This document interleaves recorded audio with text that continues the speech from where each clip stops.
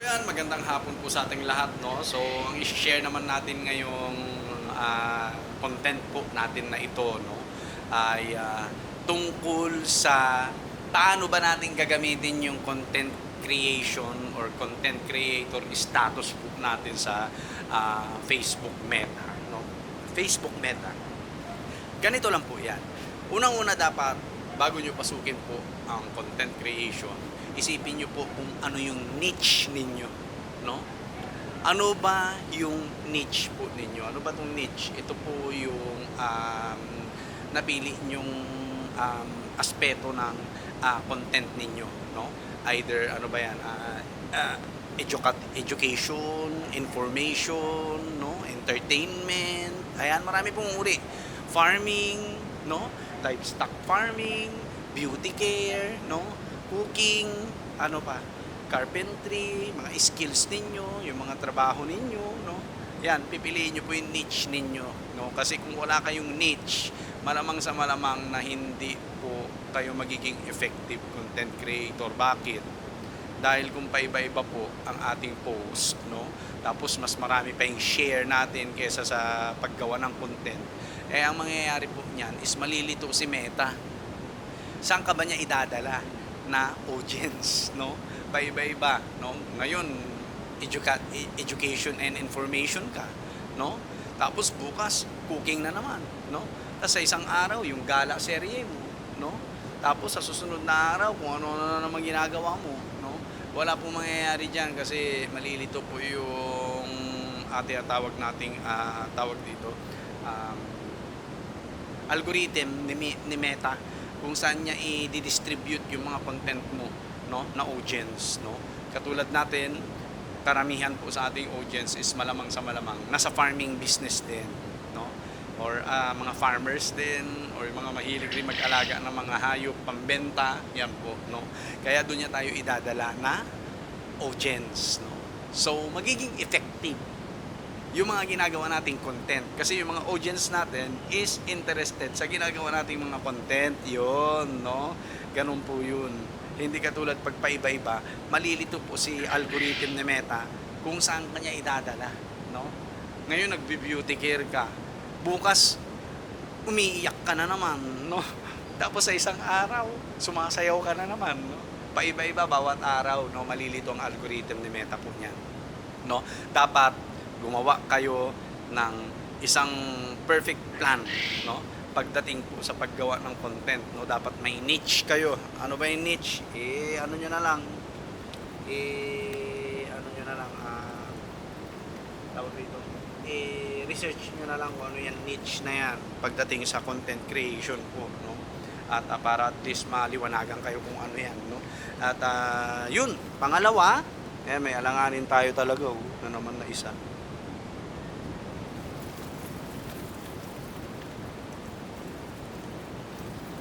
Ayan, dami na nila. Ito, alanganin din to. Itong dalawang yan, oh. Okay lang yan, okay lang yan. Basta at least meron, no?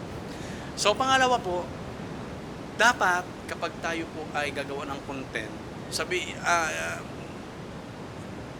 goal na rin natin yung, marami tayong tinatamaan na goal po natin, no? Ano ibig sabihin po nito?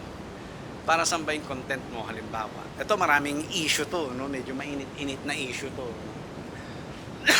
Maraming mga teachers, katulad ko, public school teacher po ako, no? Ang ginagawang content is tungkol sa trabaho, no? Tungkol sa trabaho, which is good naman. Okay? Halimbawa, kung paano gumawa ng lesson plan, ano yung mga DepEd memo, no? Ipapaliwanag nila, pwede po yun, no? Pwede yan, no?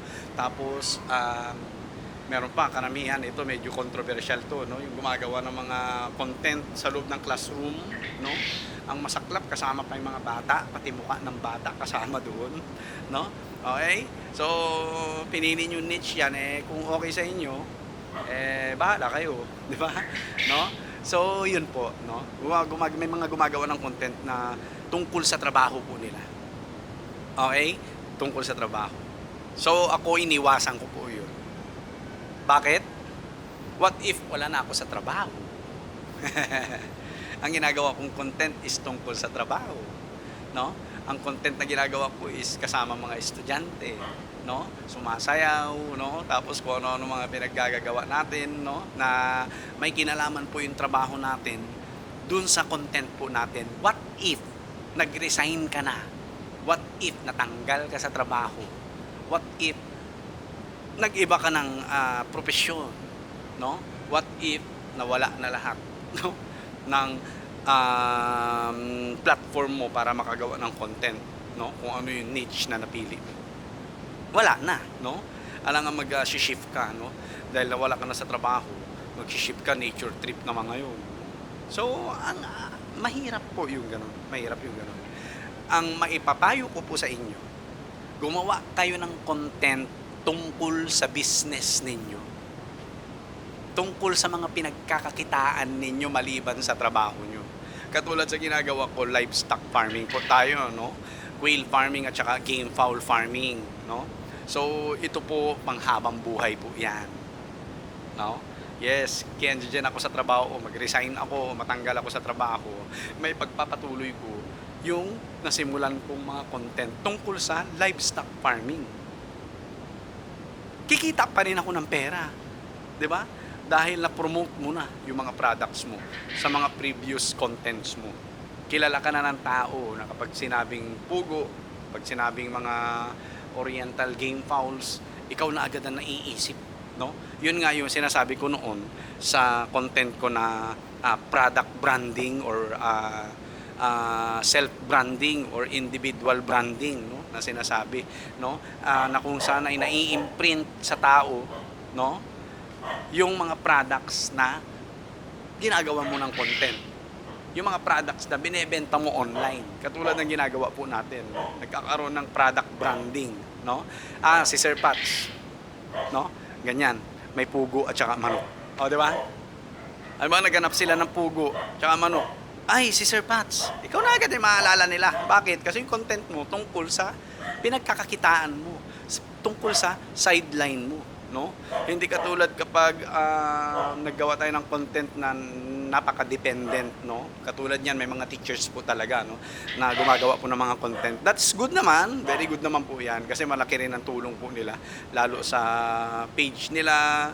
Tapos pag kumita sila na ibabalik rin naman nila sa mga bata. Goods na goods po 'yan. I'm not against sa mga teachers na vlogger na gumagawa ng content tungkol sa trabaho at saka sa loob ng school, sa loob ng classroom. Bahala na po kayo dyan kung ano ang iniisip nyong niche ninyo, no? Pero ako, ang sinasabi ko lang po is, kung gagawa na lang din tayo ng content, gawa na natin ng content, yung mga sidelines po natin, katulad nitong livestock farming po, no? Sabi ko nga sa inyo, hindi ko natitigilan to, di ba? At tuloy-tuloy na tayo dito, no? Hindi ko natitigilan yun, no? At para magkaroon ng product branding sa sarili ko na kapag sinabing itlog pugo, panabong na manok na may lahing oriental, ako na agad yung maiisip nila, no? Ako na yung maiisip ng tao. Yun yung tinatawag nating product branding natin sa sarili natin, no? Kaya pag gumawa kayo ng content, hanggat maaari, no? Hanggat maaari, ito ano ko lang to, advice ko lang po sa inyo. Iwasan nyo, no? Hindi ko sinabing bawal, iwasan nyo gumawa ng content na patungkol po sa trabaho nyo, no? Kasi kapag nawala ka dyan sa trabaho, wala ka nang gagawa ng content, diba? Mas maipapayo ko po na gumawa kayo ng content tungkol sa mga products or sideline na ginagawa nyo po sa buhay maliban sa trabaho nyo po, no?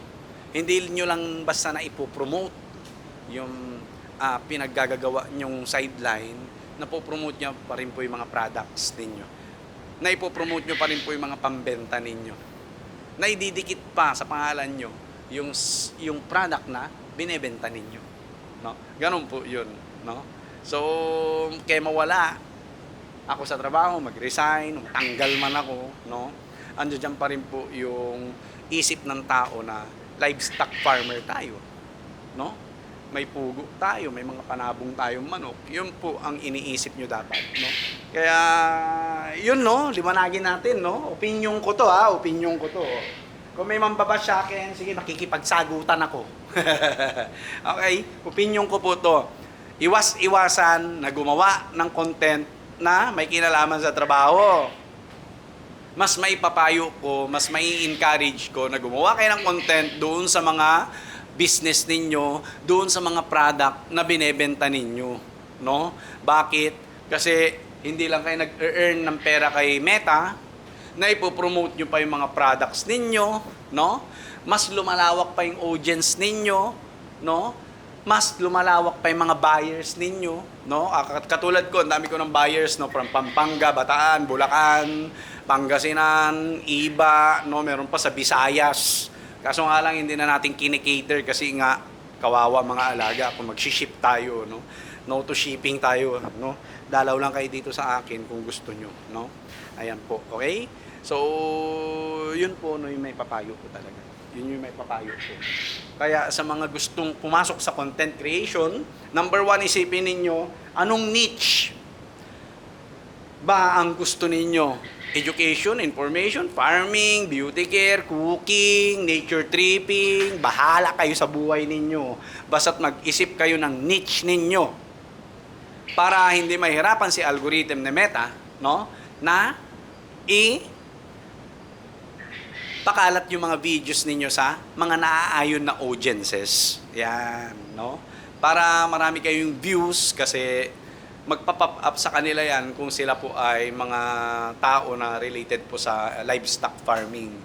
Malamang sa malamang, magiging interesado sila sa mga content ninyo. Yun po yun, no? Yun po yun. Then pangalawa, iwas-iwasan ang paggawa ng content tungkol sa trabaho, no? One-way ticket ka lang yan, no? Okay, kumikita ka kay Meta dahil nag-content ka gamit yung mga pinaggagawa mo sa trabaho, no?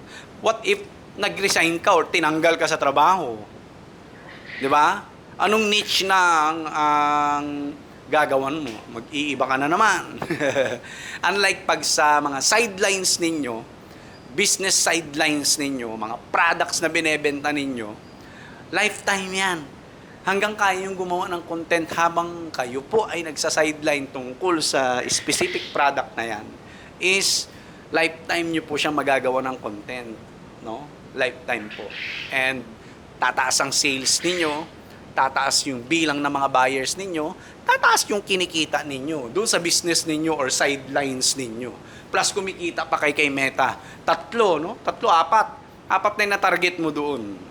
4 na yung target mo. So yun po, maraming salamat. Opinion ko lang to.